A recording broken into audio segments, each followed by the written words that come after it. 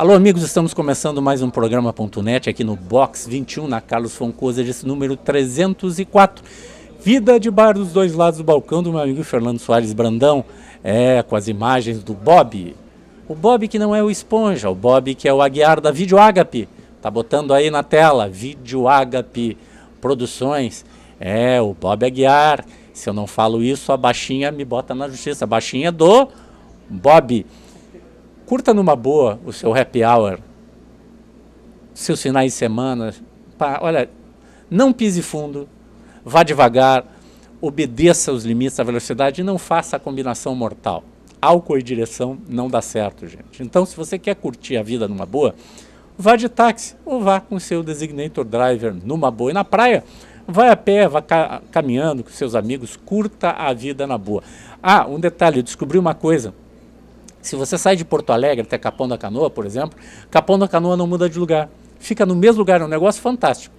Tá? Então, se qualquer velocidade que você for, e se for dentro da velocidade limite, ele vai continuar no mesmo lugar. E mais, os seus amigos vão gostar que você vai chegar. Melhor do que cometer qualquer excesso. Capão, Torres, Imbé, Cidreira, Florianópolis, qualquer lugar, não muda de lugar. É um negócio fantástico. Eu não entendi essa na física, mas alguém vai me explicar ainda, a doutora Maria Isabel Pereira da Costa, como é que as praias não saem do lugar, ficam lá, ficam esperando a gente chegar. É isso, né, doutora? E às vezes a gente ou bebe demais, ou acelera demais e não chega, né? E esse é um grande problema que a gente tem visto aí, né? E a grande maioria dos acidentes é por pura imprudência do motorista, né? Até mesmo quando é o carro que falha, é o motorista que é imprudente, porque não revisou antes de sair. Tem um acidente que aconteceu há um tempo atrás aí, que eu não sei do que chamar a pessoa que causou isso aí. Ele matou ele, a mulher, 2 filhos, 3 pessoas no outro veículo. Tá? Então 7 pessoas por conta da imprudência de uma pessoa que não pôde, num dia de chuva, andar numa velocidade adequada e ultrapassou num lugar que, além de estar zebrado, tinha ainda o divisor, aquele, os calombinhos, aquele no meio da pista, né? Os tachões, né, que me chama a atenção aqui, o meu assessor para assuntos aleatórios, o Bob Aguiar. Mas, gente, vamos lá, maneira numa boa. Quer curtir aqui, vem no box, vem de táxi, vem com um amigo que deixa aqui, depois volta de táxi. Curta numa boa, né, doutora? Mas a doutora Maria Isabel, que é a mãe da Luciana Pereira da Costa, por um acaso Pereira da Costa, da Auxílio Prev, nossa parceira aqui, tem dado tantas dicas para os aposentados e pensionistas. Mas, doutora, tem uma coisa que preocupa, e eu deixei essa lição de casa para a Luciana. Aposentados e pensionistas, a mudança dos regimes que está tendo. O governo federal está privatizando a previdência que estava com ele.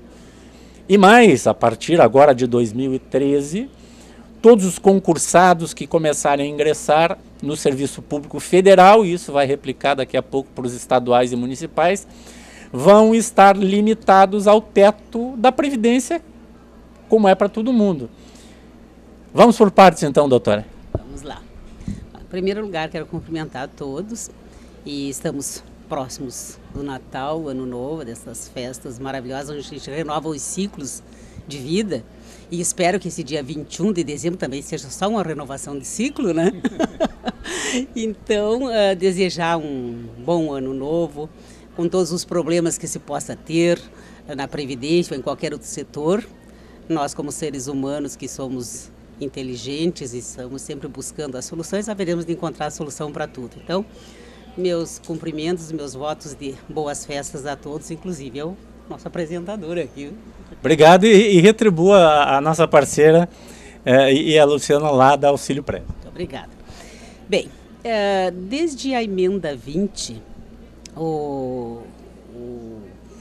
a Previdência Pública está sendo privatizada aos poucos, né? Então, o que a gente está percebendo é uma alteração de sistema dos regimes próprios para tornar tudo como o regime geral de previdência. Mas isto aí é usado, então, como argumento, desde lá vem sendo usado, o déficit da Previdência, que não é verdade. né? Não é verdade o déficit da Previdência. Muitos cálculos atuariais foram feitos, inclusive eu, quando fui diretora do Departamento de Previdência da Associação dos Juízes do Rio Grande do Sul, agora eu sou diretora da Secretaria de Previdência da Associação dos Magistrados Brasileiros, e quando eu fui aqui da AJURES, aqui do Rio Grande do Sul, até eu organizei este livro aqui. Vamos mostrar ali para o Fábio Aguiar, que já vai pegar essa imagem aqui. Ética e a Previdência Pública e Privada. Ética e a Previdência Pública e Privada. Então, eu fui a organizadora dessa obra, e aqui nós temos vários autores, entre eles até um engenheiro aqui, mostrando matematicamente que não é verdade o déficit público. E a parte filosófica, então, da ética que o Estado deve ter, para não desmantelar o Estado democrático de direito. Porque o que acontece com essa privatização? A pressão é muito grande do mercado, porque o mercado quer esses fundos de pensão, que é um dinheiro assombrosamente grande. E esse dinheiro é maior que o orçamento de muitos países da América Latina. E nós já vimos exemplos como Chile e outros, a própria Argentina recuou, de que depois de privatizado, na hora da pessoa receber o benefício, não tem nada para receber. O gato comeu. O gato comeu. O gato come assim, descaradamente. E as desculpas são muito desarrazoadas, vamos dizer assim. Para não dizer desavergonhadas mesmo, né? Porque simplesmente o gato come. E o que acontece? O Estado, que vai ter igual, queira ou não, a responsabilidade por seus servidores, pela organização, pela estrutura do Estado, vai deixar de arrecadar em cima da contribuição, do vencimento do servidor, entregando para os fundos de pensão, e vai arrecadar então só até o teto do INSS, que é em torno de 3.916 com alguns centavos atualmente, e o resto então os fundos de pensão vão arrecadar. E daí ele vai ter que assumir quando chegar o período, porque agora está começando agora, em 2013, então já na União já privatizou, aqui nós temos um projeto que está andando aqui no Estado, e os demais estados também estão fazendo isso. E a hora que se consolidar isso aqui, por enquanto é só falar mal do próprio servidor, que recolhe obrigatoriamente, incide obrigatoriamente, ele não tem opção, na folha de pagamento ele já recolhe.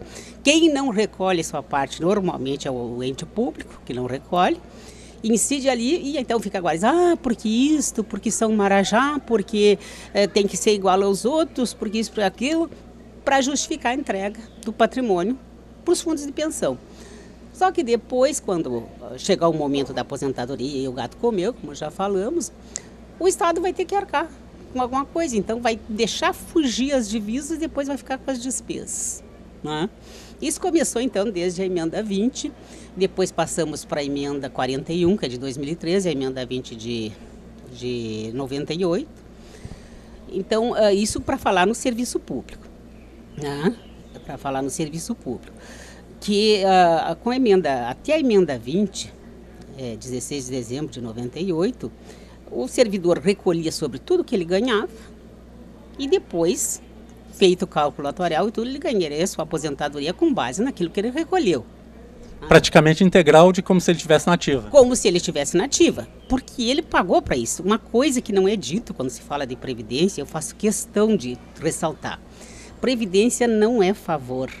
Previdência é uma contraprestação de uma prestação que a pessoa contribuiu, de uma contribuição que teve. Ninguém ganha de graça, sempre é pago, sempre, todo mês é depositado. Imagine se uma pessoa, e aqui neste livro, né, tem o cálculo do engenheiro, fez um trabalho de curso de extensão que ele fez. Ele faz o cálculo de um servidor que ganhasse 10 mil, a fortuna que ele teria no final do tempo necessário para sua aposentadoria. Se ele fosse comprar em patrimônio, ele compraria milhares de terrenos, por exemplo, para imóveis, para ter um aluguel de retorno depois, e isso tudo fica no Estado, o Estado fica usando, capitalizando, né? E então, sempre é pago pelo servidor esse valor, e depois vem aquela história de que quem está recebendo está sendo sustentável quem está trabalhando agora. Mas e a contribuição que ele fez antes? O gato comeu? Não, ficou no cofre público. Eu acho que o grande problema, doutora Maria Isabel, é este. É que as pessoas esquecem que se a coisa fosse séria, era um dinheiro que você depositou na poupança e ninguém mexeu. O fato é que na história do Brasil, tá aí de outros países também, recolhiam lá 5%, 10% do servidor público ou do funcionário da iniciativa privada, e em vez do dinheiro ficar guardadinho lá, rendendo juros e correção monetária, no tempo que tinha correção monetária, ou fosse transformado em patrimônio, aquele patrimônio valorizasse, o gato comeu, eles iam lá e gastavam. Pegaram o dinheiro da Previdência e gastaram para fazer outras coisas. Foi isso que aconteceu. Desvio, é má gestão dos recursos. O Estado deveria, em vez de ficar entregando para os fundos de pensão o dinheiro que é fabuloso, o montante de dinheiro que é arrecadado, em vez de entregar, fizesse uma boa gestão em cima disso, com certeza poderia, além de pagar os servidores, a aposentadoria merecida, porque é uma contraprestação, poderia ainda ficar girando com esse dinheiro em proveito da comunidade durante esses 30, 35 anos que a pessoa fica trabalhando. Né? Mas não, o Estado não se corrige na gestão dos recursos, desvia, mistura receitas. Caixa único. Caixa único, que é uma forma de mascarar e depois dizer que não tem recurso para pagar. E aí a gente vê, né? Aí acontece, a gente vê onde vão os recursos, que felizmente agora começou a ser punida a história de mala preta e desvio para bolsos, cuecas, bombachas e outras coisas mais, né? Felizmente agora nós vimos um julgamento razoável do mensalão, eu não vou deixar de dizer isso aqui. Depois, doutora Maria Isabel, a senhora que foi juíza e sempre o será, né? Nunca deixa de ser, né? Está afastada, aposentada, mas eu quero conversar com a senhora sobre isso, mas vamos falar desse negócio justamente, vamos pegar caso do magistério. As professoras que estão aposentadas hoje, elas passaram 25, 30 anos recolhendo para receber. Quer dizer, não está se fazendo favor, o problema é que o Estado não guardou esse dinheiro, é esse. Esse é o problema, o Estado não soube guardar esse dinheiro e o Estado está cedendo à pressão do mercado para entregar o dinheiro para o mercado, porque o mercado não vai deixar, imagina, de girar com um capital desse. E não vai ter, me parece, o que se possa argumentar com tanta força para que a gana do mercado financeiro não queira girar com esse montante de capital. Muita gente vai enriquecer com isso. Só os servidores, só o Estado é que vai empobrecer. E o pior é que não é só o dinheiro do servidor público que foi colocado na latrina da corrupção, né?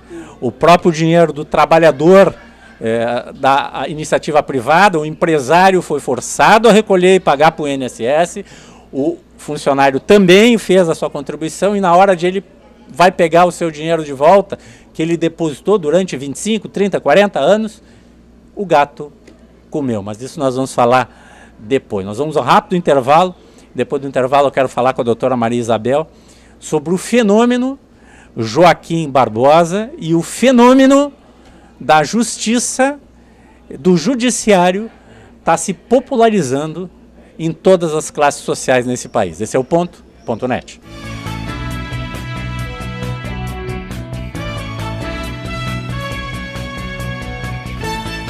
Venha conhecer o Box 21, um ambiente aconchegante, onde o melhor da gastronomia espera por você. Saboreie o delicioso filé à parmegiana e o sanduíche aberto Box 21. Conheça a bacalhoada, uma das tantas atrações do Box 21. Filés, peixes, vinhos, petiscos e, é claro, um chopp bem gelado. Ah, e tem sobremesas caseiras também. A melhor opção para o seu happy hour. Traga seus amigos. Venha com sua família. Box 21, Rua Carlos von Koseritz, 304, em Porto Alegre. Reservas pelo telefone 51 33 25 51 21.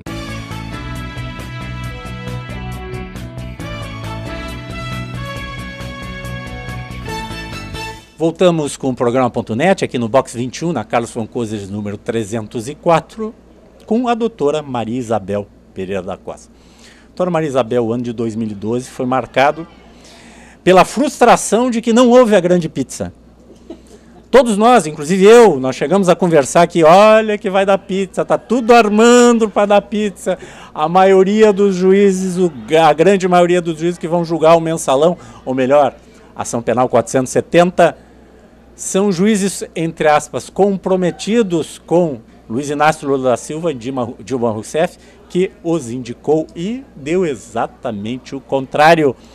Joaquim Barbosa, o nosso, desculpe, o nosso grande herói nacional, que aparece até em recentes pesquisas aí como, na espontânea, como candidato à presidência da República.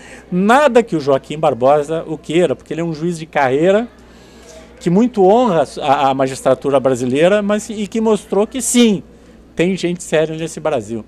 E, para desespero de muita gente, o mensalão aconteceu, não só porque o Barbosa demonstrou isso, não só porque o ministro Gurgel, o procurador-geral da República, também demonstrou isso nas provas, porque são centenas de milhares de páginas, gente. Não tem como forjar, isso aí não existe. Aconteceu. Me desculpem aqueles que dizem que foi sonho. Me desculpem, mas aconteceu. O juiz não tira as coisas da cabeça, né, doutora? Tá, então está nos autos. Se está nos autos, está nos autos. Então está aqui uma juíza aposentada. Como é que a senhora se sente com esse... Não com o resultado, mas vamos falar com o julgamento e a atuação, mesmo com o contraditório do ministro Lewandowski. Eu acho que ele fez o papel dele. Tá? A gente tem que respeitar o papel dele lá, que... mesmo com isso, como é que a senhora entende esse resultado, o julgamento? Não o resultado, porque os juízes lá que viram o processo e definiram quem são os culpados e suas penas, mas a senhora como juíza, como viu o julgamento? Bom, em primeiro lugar, é interessante que não é só no Brasil o que acontece das Cortes Supremas, independente da indicação de nomeação pelo Poder Executivo, no momento que assume a posição de juiz, assume a postura de juiz. Então não é só aqui, em muitos outros países também há, entre aspas, essa decepção, não sei, vamos dizer assim, coloca, não sei se é decepção, mas vamos dizer entre aspas, decepção, porque o juiz assimila o dever de obediência à Constituição. Isso é uma coisa que tranquiliza a gente, porque ninguém manda em ninguém. Na verdade, o poder mesmo emana do povo e em nome do povo tem que ser exercido. E onde é que está a regulação, onde é que está a medida, o tamanho, o limite do poder? Está na Constituição Federal. E o ministro, então, usando a Constituição, dando a possibilidade de ampla defesa, de contraditório, analisando segundo a prova dos atos, ele assumiu a condição, como a grande maioria, né, assume a posição de juiz independentemente de ter sido concursado ou ter sido indicado. No caso dele, ele é juiz de carreira, uma pessoa de cultura extrema. Falamos de Joaquim Barbosa. Né? Joaquim Barbosa, de uma cultura maravilhosa, fala diversos idiomas.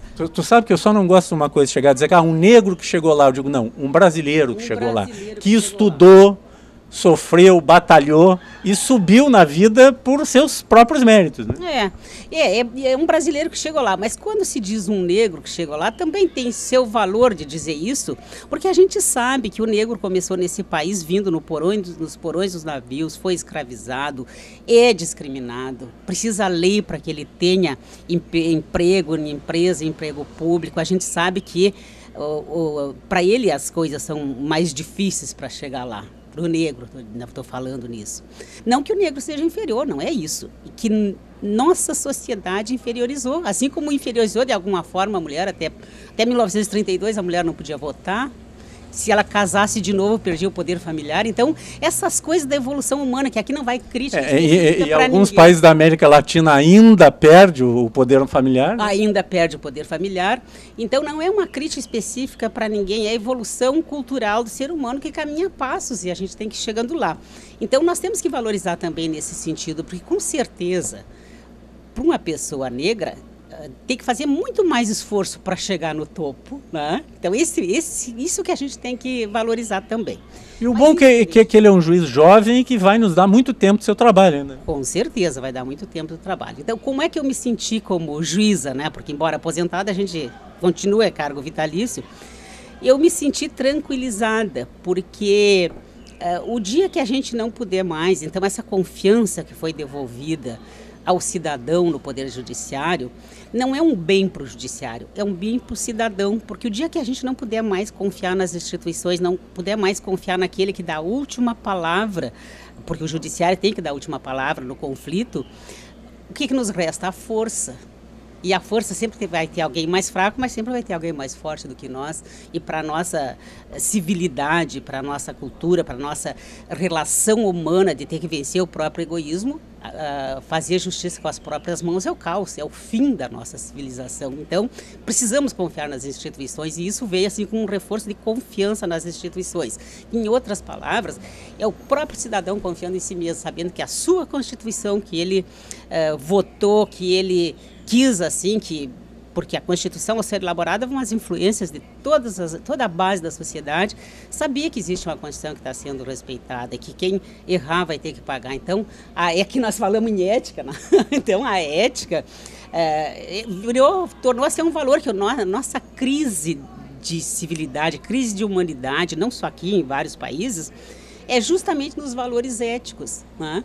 Então, um julgamento isento, baseado na prova dos autos, sem comprometimento com nomeação ou com indicação, que é o caso do Supremo, agora não só o ministro Joaquim Barbosa, como todos os ministros, que sozinho ele não fez o julgamento, estão restituindo para o brasileiro aquele valor ético, aquele valor de saber que nós temos que nos regrar por princípios de conduta e não por força. Não por quem pode mais chora menos. Princípios de conduta. E o juiz tem que julgar de acordo com princípios, e esses princípios estão lá na Constituição elencados. Doutora Maria Isabel, vou lhe fazer outra pergunta. O último ministro nomeado pela presidente Dilma Rousseff, o ministro Teori Zavascki, ele se negou. Ele disse, olha, eu não quero participar do final do mensalão, ação penal 470, não quero participar porque eu não estou desde o início. Ou seja, ele se declarou de alguma maneira impedido. Disse, não vou participar porque eticamente não é bom. Em que momentos, e até a sociedade brasileira se pergunta até agora, pessoas ligadas às pessoas que estavam sendo julgadas, ou aos partidos políticos ali envolvidos, que foram ligados, inclusive foram membros desse partido, em que momento o juiz deve, é o divisor de águas do juiz, de não julgar, não é questão de estar julgando um filho, que isso é óbvio, ou um parente, como aconteceu com o ministro Melo, que também, na época que o Fernando Collor de Mello foi julgado, ele primo em segundo grau se declarou impedido, mesmo sendo primo em segundo grau. Não, eu sou impedido de julgar. Né? Foi levantado em relação ao ministro Toffoli, por exemplo. Bom, o juiz tem que ser autônomo e independente, não pode se deixar influenciar por circunstâncias, correntes, enfim. Claro que quando ele é parente, não é mais uma questão de se declarar impedido, ele tem que, ele pela lei já está impedido. Agora, quando é o seu dever de consciência, o momento é ele que pode definir. Por que agora eu não posso e por que eu posso? Porque ele tem que ter esse limite na própria consciência para atuar com essa independência que ele precisa. Então, o caso do ministro Teori, eu possivelmente, no lugar dele, faria a mesma coisa, porque ele mostrou que é uma coisa séria, uma ação desse tamanho, com essa quantidade de provas a serem analisadas, ninguém é super-homem. O juiz é de carne e osso como qualquer outro, e ele não poderia em tão pouco tempo conhecer todas essas provas, então eu acho que ele atuou assim, respeitando o limite do ser humano, que é ele, né? Como é que ele poderia, se por acaso ele tivesse conhecimento, enfim, das provas, e se achasse nesse sentido e fundamentasse de acordo com a prova dos autos, nada impediria, por causa da independência que o juiz deve ter. Que é justamente essa independência, às vezes, que falta no delegado de polícia. Por que muitas vezes o delegado de polícia não pode atuar? Porque daí, olha, se tu fizer tal coisa, tu vai ser transferido lá não sei para onde. E vai mesmo. Então, por isso que é importante a independência de quem precisa aplicar a lei para que a conduta seja recolocada de acordo com os princípios básicos. Então, mas o limite tem que ser esse do próprio juiz, que tem que ter essa consciência que o dever dele é com a Constituição. E ele tem que fundamentar. Então, não basta ele só ter que seguir a Constituição, ele tem que fundamentar a sua decisão com a prova dos autos. Tem um princípio que diz assim, o que não está nos autos não está no mundo. Então, como é que eu vou julgar alguma coisa se eu não conheço a prova que está nos autos e dizer que eu fiz isso com ética, né? Tem que conhecer. Doutora Maria Isabel, diz um velho ditado, que eu gosto muito, né, que se construa certo, contrate um arquiteto, né? Exato. Construa certo, também contrate um engenheiro, nada contra os engenheiros, estão falando esse slogan dos arquitetos. Mas se você tem qualquer problema na sua vida, não vá saindo as coisas, fazendo a moda Miguelão, que me desculpem os Miguelões da vida, estou só usando o que se diz tradicionalmente. Procure, você é aposentado, pensionista, você ficou viúvo, viúva, tem dúvidas, procure um escritório de advocacia. Que dicas a senhora tem para dar nesse final de programa aqui? Em relação, então, ao cidadão que precisa da Previdência, né? Primeira coisa, o cidadão que precisa da Previdência, ele tem que guardar seus documentos bem guardados. Ele tem que ter prova. Quando eu falei no início que é uma contraprestação, qualquer benefício previdenciário que esteja ligado à Previdência é uma contraprestação. Ele tem que ter prova de que ele contribui. Então, guarde seus documentos bem guardados. Segunda coisa, quando receber algum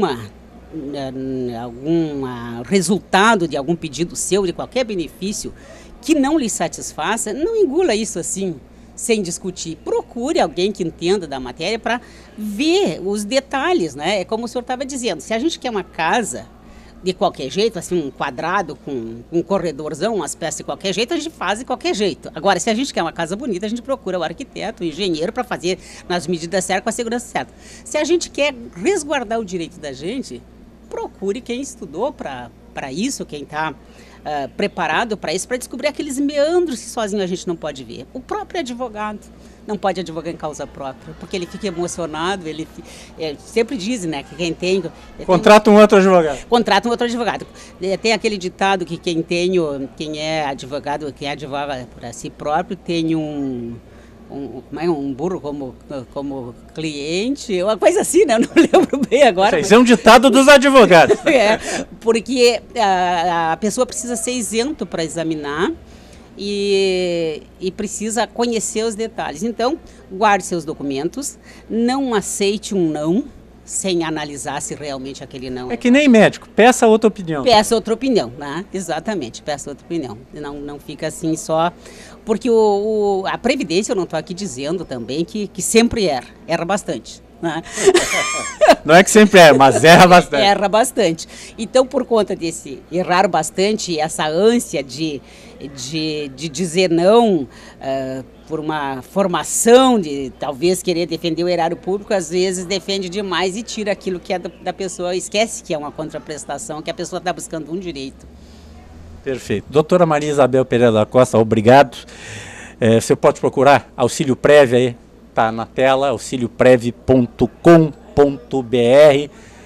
Escritórios na Borges de Medeiros, Protásio Alves, Bento Gonçalves, aqui em Porto Alegre, e em Canoas também, ali na Felipe Noronha 285. Vai lá no site aí, www.auxilioprev.com.br.